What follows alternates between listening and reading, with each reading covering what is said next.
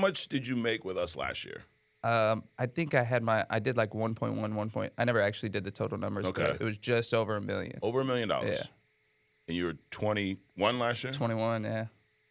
Now, if you could go back to the 18-year-old Stanley and tell yourself you were going to make $1 million before the age of 25, would you believe it?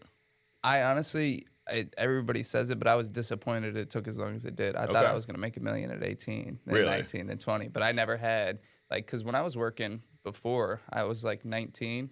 I remember putting in my notes, like, goals and stuff, and it was so, like, on my 21st birthday, bro, I shed a tear because it took so long. Really? Yeah. Okay. Why did you think you would make that amount?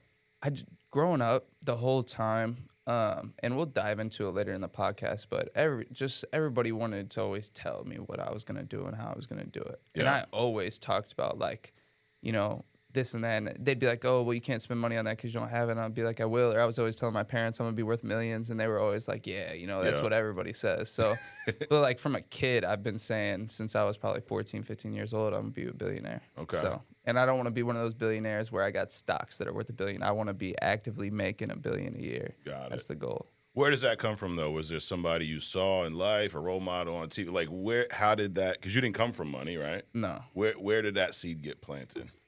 I just, like, you know what you could do with $1 billion? Right. It's like, that's the life. Not only that, but, and it's like you said, you know, anybody can sell insurance, but the reality of it is not everybody will. Right. Anybody has the possibilities to make billions of dollars. Sure. But it takes a very, you know, disciplined and goal set person to, like, really go after it and do it. Like, there's a part of you that has to be crazy, but there's also a part of you that has to be okay with not being happy, okay with just, like, sacrificing everything. You're not going to be in any relationships long term. You're not going to be, you know, have any real friends long term, because if you got $1 million friends, well, when you ascend to the 100 million, no longer are you really with them as long, you know, as much. And then to that next billion, it's like, well, not all of them are going to go with you on that route.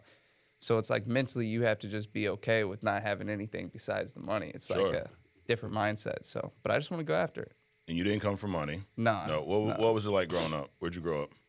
My first, like, 3-4 years, living with my mom, we were living in a trailer park.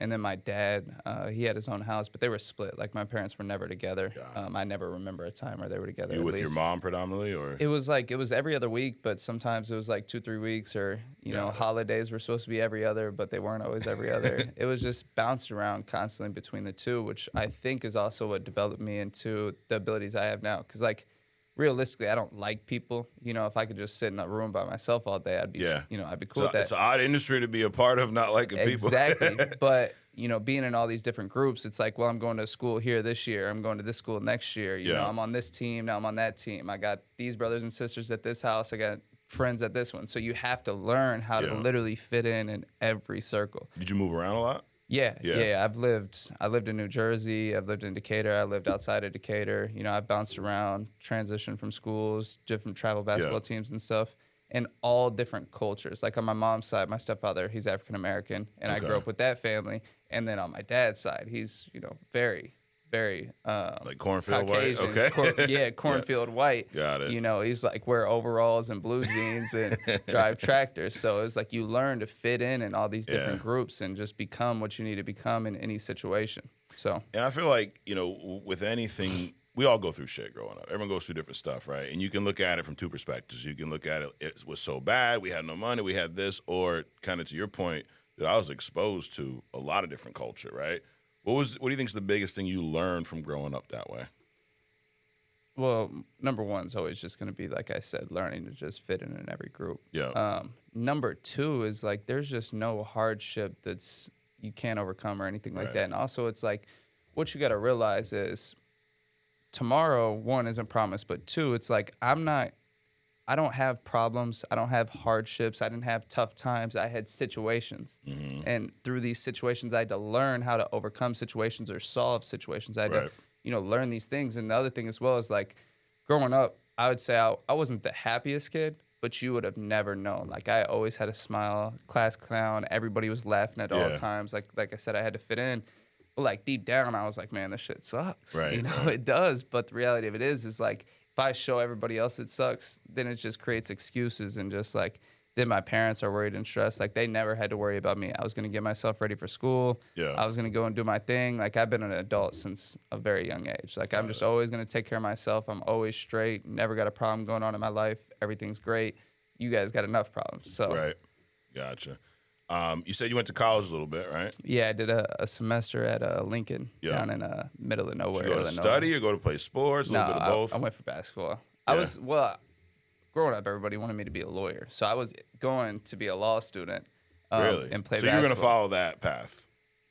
I didn't, but At the time, though. At some point it was the plan. Yeah, why did everybody want you to be a lawyer? I was good at arguing. Okay. Really good at arguing. Got it. So you started to pursue. Yeah, I did. I was basically a full semester. I dropped out literally the last week of the semester. All I had was like 4 finals left. Yeah. And I had like straight A's at the time. I think I had 1 B in like history class or something like that. So grades were perfect. All I had to do was take my finals. But I had gotten a job when I went back on like winter break or something. I did an interview and I had a start date of X time. Okay. And like, dude, I was so tired. Warehouse worker. I was making I was gonna make like 22 an hour. Yeah. But it was the morning shift. I had to wake up at like 4 a.m. and I started in January. And in Illinois, dude, it's cold. Yeah, I bet. So I'm waking up at 4 a.m. in the freezing cold every day to go do that. But I was like, dude, I was tired of being broke. Like, I just wanted to have money, even if it wasn't a ton of money. I just wanted, you dropped out for the job? Yeah. So literally, I was like, well, if I can either push back my start date and wait a week longer to make some money, or I can just be done with this. I'm done with it anyways. Got it. So I went in there and my counselor was like, no, like, we're not going to let you drop out. Just take your finals. Because what if you have the credits? Yeah. She was like, what if you go back to college? And I remember looking at her that day and I just kind of smiled and I was like, I'll never be back.